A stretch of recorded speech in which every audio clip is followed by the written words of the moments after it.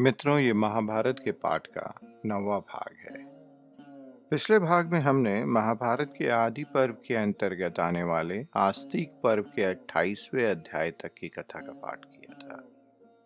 जिस कथा का पाठ हम कर रहे हैं उसका सार यह है कि विंता और कद्रू नाम की दो बहनों में शर्त लग जाती है। उच्चैःश्रवा नाम का घोड़ा जो समुद्र मंथन से निकला था संपूर्णतः श्वेत रंग का था, लेकिन कद्रू ये शर्त लगाती है कि उसकी पूंछ काले रंग की है और विंता ये कहती है कि पूंछ भी उसके शरीर के समान श्वेत रंग की है। शर्त के लग जाने के बाद छल कपट से जीतने के लिए कद्रू अपने 1000 नागपुत्रों को यह आदेश देती है कि वो काले रंग के बाल बन के पूंछ के साथ चिपक जाएं। नागपुत्र यही करते हैं और कद्रू छल पूर्वक वो शर्त जीत जाती है। शर्त के नियमों के अनुसार विंता को कद्रू का दासी भाव स्वीकार करना पड़ता है। विंता के पुत्र पक्षीराज गरुड़ अपनी मां को दास्ता से छुड़ाने के लिए नागों के लिए अमृत लाने निकल पड़ते हैं। उनके जाते समय मां विंता आदेश देती हैं कि वो किसी तरह क्रोध में भी या अन्य तौर पर किसी भी ब्राह्मण का वध नहीं करेंगे और अपने भोजन में केवल निषादों को ग्रहण करेंगे। भूख से व्याकुल पक्षीराज उस द्वीप पर पहुंचते हैं जहां निषादों का निवास है और वो तेज हवाओं और धूल से भरी एक आंधी चलाकर सैकड़ों निषादों को अपने मुंह में ग्रहण कर लेते हैं। मित्रों, आइए अब इस कथा को आगे बढ़ाते हैं।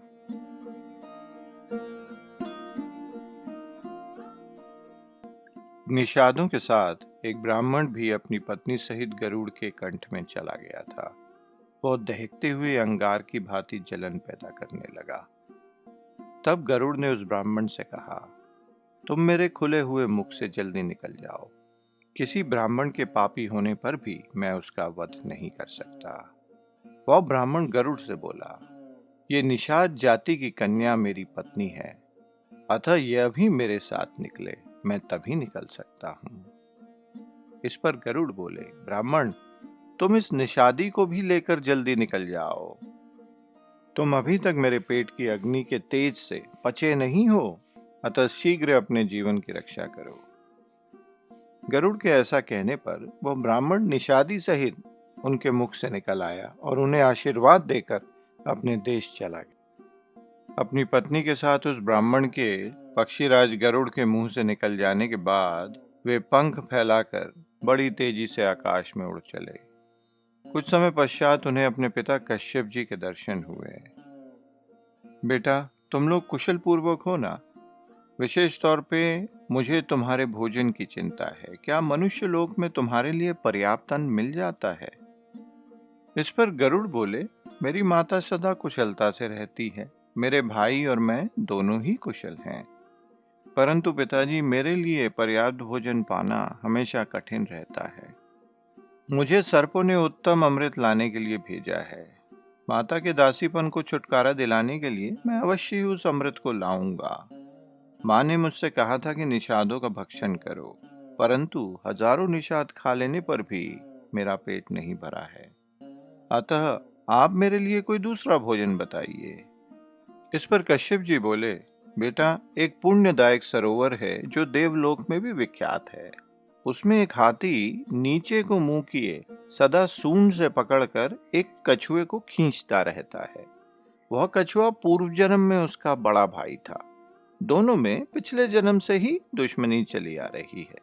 उनमें ये बैर क्यों और कैसे हुआ तथा उन दोनों के शरीर की लंबाई, चौड़ाई और ऊंचाई कितनी है, ये सारी बातें मैं तुम्हें बताता हूँ, ध्यानपूर्वक सुनो।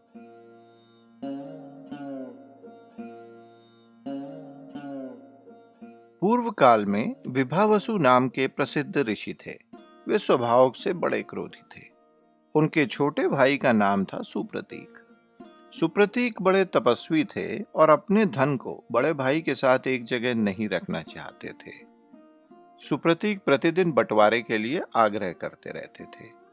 तब एक दिन बड़े भाई विभावसु ने सुप्रतीक से कहा, भाई, बहुत से मनुष्य मोहवश सदा धन का बंटवारा कर लेने की इच्छा रखते हैं। उसके बाद बंटवारा हो जाने पर धन के मोह में फंसकर वे एक दूसरे के विरोधी होकर परस्पर क्रोध करने लगते हैं।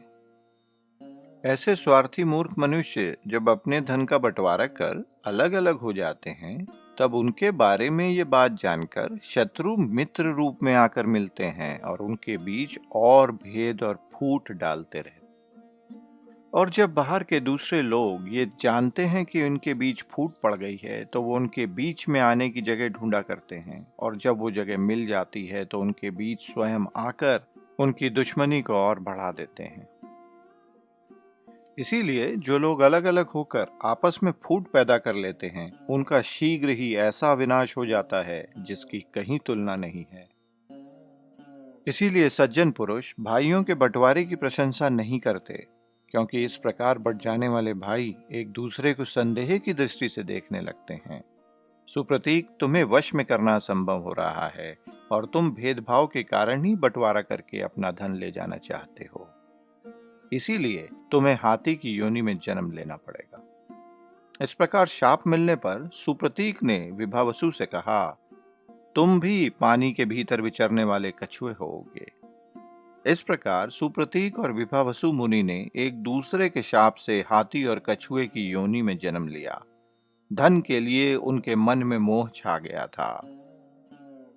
क्रोध और लोभ के विकार के कारण उन दोनों को ही ये सहना पड़ा है। वे दोनों विशालकाय जंतु अपने पिछले जन्म के बैर का अनुसरण करते हुए अपनी विशालता और बल के घमंड में चूर होकर एक दूसरे से दुश्मनी रखते हुए इस सरोवर में रहते हैं।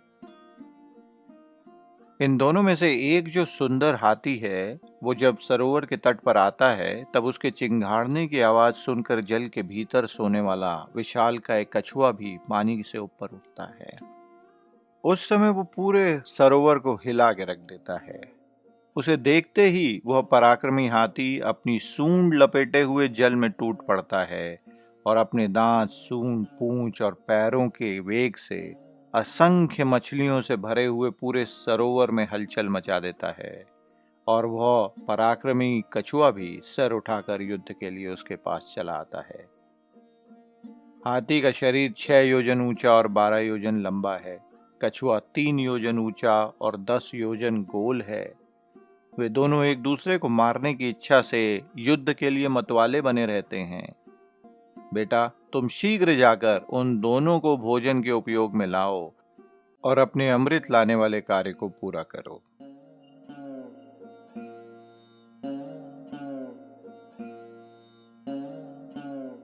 पिता के ऐसा कहने पर गरुड़ उस सरोवर के निकट गए। उन्होंने देखा कि सरोवर का जल अत्यंत निर्मल है और उसमें अनेक प्रकार के पक्षी सबोर चहचहा रहे हैं। उसके बाद गरुड़ ने अपने पिता के वचनों का स्मरण करके एक पंजे से हाथी को और दूसरे से कछुए को पकड़ लिया और फिर वे पक्षीराज आकाश में ऊंचे उड़ गए। वे अलंब तीर्थ में जा पहुंचे। वहां उस मेरु पर्वत के शिखर पर बहुत से बड़े बड़े वृक्ष अपनी स्वर्णमयी शाखाओं के साथ लहलहा रहे थे। जब गरुड़ उन वृक्षों के पास पहुंचे, तब उनके पंखों की वायु से आहत होकर वे सभी दिव्य वृक्ष इस भय से कंपित हो उठे कि कहीं ये हमें तोड़ न डाले। जब गरुड़ ने यह देखा कि ये कल्प वृक्ष कांप रहे हैं, तो वो दूसरे महावृक्षों की तरफ चल दिए। वहीं एक बहुत बड़ा विशाल वट वृक्ष था। गरुड़ को आते देख वटवृक्ष बोला, पक्षीराज, यह जो मेरी 100 योजन तक फैली हुई सबसे बड़ी शाखा है, तुम इसी पर बैठकर हाथी और कछुए को खा लो। उसकी यह बात सुनकर पक्षियों में श्रेष्ठ वेगशाली गरुड़ उस बड़े महान वृक्ष को भी कंपित करते हुए उसकी डाल पर जा बैठे। बैठते ही उन्होंने अपने वेग से उस विशाल शाखा को तोड़ डाला। कथा को आगे सुनाते हुए उग्रश्रवा जी कहते हैं, महर्षियों, महाबली गरुड़ के पैरों का स्पर्श होते ही उस वृक्ष की वो महाशाखा टूट गई। उस महाशाखा को तोड़कर गरुड़ मुस्कुराते हुए उसकी ओर देखने लगे। इतने में ही उनकी दृष्टि वालखिल्य नाम वाले महर्षियों पर पड़ी, जो नीचे मुंह किए उसी शाखा में लटक रहे थे। तपस्या में तत्पर हुए उन ब्रह्म ऋषियों को वट की शाखा में लटकते देख गुरु ने सोचा, इसमें ऋषि लटक रहे हैं, मेरे द्वारा इनका वध न हो जाए। यह गिरती हुई शाखा इन ऋषियों का अवश्य वध कर देगी। ऐसा विचार कर गरुड़ ने, जिनके एक पंजे में हाथी और दूसरे में कछुआ था, अपनी चोंच से झपट कर उस शाखा को पकड़ लिया। उन मुनियों की रक्षा के लिए ही गरुड़ ने ऐसा अद्भुत पराक्रम किया था। गरुड़ का ऐसा अलौकिक कर्म देखकर, जिसे देवता भी नहीं कर सकते थे, वे महर्षि आश्चर्य से चकित हो उठे और उन्होंने उस महान पक्षी का नाम इस प्रकार रखा, गुरुम आदाय उड्डीन इति गरुड़ः। ये आकाश में विचरने वाले सर्पभोजी पक्षीराज भारी भार लेकर उड़े हैं, इसीलिए ये गरुड़ कहलाएंगे। उसके बाद गरुड़ अपने पंखों की हवा से बड़े बड़े पर्वतों का कंपन करते हुए धीरे धीरे उड़ने लगे। वे हाथी और कछुए को साथ लिए हुए ही अनेक देशों में उड़ते गए। वालखिल्य ऋषियों को बचाने के लिए वे कहीं बैठ न सके और उड़ते उड़ते गंधमादन पर्वत पर जा पहुंचे। वहां उन्होंने तपस्या में लगे हुए अपने पिता कश्यप जी को देखा। पिता ने भी अपने पुत्र को देखा। कश्यप जी बोले, बेटा, कहीं दुस्साहस न कर बैठना, नहीं तो तत्काल भारी दुख में पड़ जाओगे। कहीं वालखिल्य महर्षि कुपित होकर तुम्हें भस्म न कर डालें। उसके बाद महर्षि कश्यप ने अपने पुत्र के लिए वालखिल्य मुनियों को प्रसन्न करते हुए कहा, मेरे पुत्र गरुड़ इतनी सारी मेहनत प्रजा के हित के लिए कर रहे हैं, आप लोग इन्हें आज्ञा दें। भगवान कश्यप के इस प्रकार अनुरोध करने पर वालखिल्य मुनि उस शाखा को छोड़ तपस्या करने के लिए चले गए। उनके चले जाने पर गरुड़ ने, जो मुंह में शाखा होने पर कठिनाई से बोल पा रहे थे, अपने पिता से पूछा, इस वृक्ष की शाखा को मैं कहाँ छोड़ दूं? आप मुझे कोई ऐसा स्थान बताएं जहां बहुत दूर तक मनुष्य न रहते हों। तब कश्यप जी ने उन्हें एक ऐसा पर्वत बता दिया जो पूरी तरह निर्जन था, जिसकी कंदराएं बर्फ से ढकी हुई थी और जहां कोई पहुंच नहीं सकता था। उस बड़े से पर्वत का पता पा पक्षीराज गरुड़ उसी को लक्ष्य करके शाखा, हाथी और कछुए सहित बड़े वेग से उड़े। गरुड़ वटवृक्ष की जिस विशाल शाखा को चोंच में लेकर जा रहे थे, वह इतनी मोटी थी कि 100 पशुओं के चमड़ों से बनाई हुई रस्सी भी उसे लपेट नहीं सकती थी। पक्षीराज गरुड़ उसे लेकर थोड़ी ही देर में वहां से 1,00,000 योजन दूर चले आए। पिता के आदेश से क्षण भर में वो उस पर्वत पर पहुंचकर उन्होंने वह विशाल शाखा वहीं गिरा दी। वह पर्वतराज गरुड़ के पंखों की वायु से आहत होकर कांप उठा। उस पर लगे हुए बहुतेरे वृक्ष गिर पड़े और वह फूलों की वर्षा सी करने लगा। उस गिरी हुई विशाल शाखा से टकराकर बहुत से वृक्ष भी धराशायी हो गए। उसके बाद पक्षीराज गरुड़ ने उसी पर्वत की एक चोटी पर बैठकर उन दोनों, हाथी और कछुए को खाया। भोजन कर लेने के बाद वेगशाली गरुड़ पर्वत की उस चोटी से ही ऊपर की ओर उड़े। ठीक उसी समय देवताओं के यहाँ भय की चेतावनी देने वाली घटनाएं होने लगी। देवराज इंद्र का प्रिय वज्र भय से जल उठा। आकाश से दिन में ही धुएं और लपटों के साथ उल्कापात होने लगा। वसु, रुद्र, आदित्य, साध्य, मरुदगण और जो जो देवता थे, उन सभी के शस्त्र आपस में इस प्रकार उपद्रव करने लगे जैसा पहले कभी भी देखने में नहीं आया था। आकाश में बादल नहीं थे, तो भी बड़ी भारी आवाज में गर्जना होने लगी। देवराज इंद्र, तुम्हारे ही अपराध और प्रमाद से कश्यप, मुनि और विंता के पुत्र पक्षीराज गरुड़ अमृत का अपहरण करने के लिए आ रहे हैं। आकाश में बादल नहीं थे, तो भी बड़ी भारी आवाज में गर्जना होने लगी। देवताओं के भी देवता रक्त की वर्षा करने लगे। देवताओं के दिव्य पुष्पाहार मुरझा गए, उनका तेज नष्ट होने लगा। बहुत से मेघ प्रकट हो भारी मात्रा में वर्षा करने लगे। बहुत सी धूल उड़कर देवताओं के मुकुट को मलिन करने लगी। ये भयंकर उत्पात देखकर देवताओं सहित इंद्र भय से व्याकुल हो गए और बृहस्पति जी से बोले, भगवान, सहसा ये भयंकर उत्पात क्यों होने लगे हैं? मैं ऐसा कोई शत्रु नहीं देखता हूं जो युद्ध में हम देवताओं को हरा सके। बृहस्पति जी ने कहा, देवराज इंद्र, तुम्हारे ही अपराध और प्रमाद से तथा महात्मा वालखिल्य महर्षियों के तप के प्रभाव से कश्यप मुनि और विंता के पुत्र पक्षीराज गरुड़ अमृत का अपहरण करने के लिए आ रहे हैं। वे बड़े बलवान और इच्छा अनुसार रूप धारण करने में समर्थ हैं। वे अमृत हर कर ले जाने में समर्थ हैं। मैं उनमें सब प्रकार की शक्तियों के होने की संभावनाएं देखता हूं। वे असाध्य कार्य भी सिद्ध कर सकते हैं। बृहस्पति जी की ये बात सुनकर देवराज इंद्र अमृत की रक्षा करने वाले देवताओं से बोले, रक्षकों, महान पराक्रमी और बलवान पक्षी गरुड़ यहाँ से अमृत हर ले जाने के लिए आ रहे हैं। मैं तुम्हें सचेत कर देता हूं, जिससे वे बलपूर्वक इस अमृत को न ले जा सके।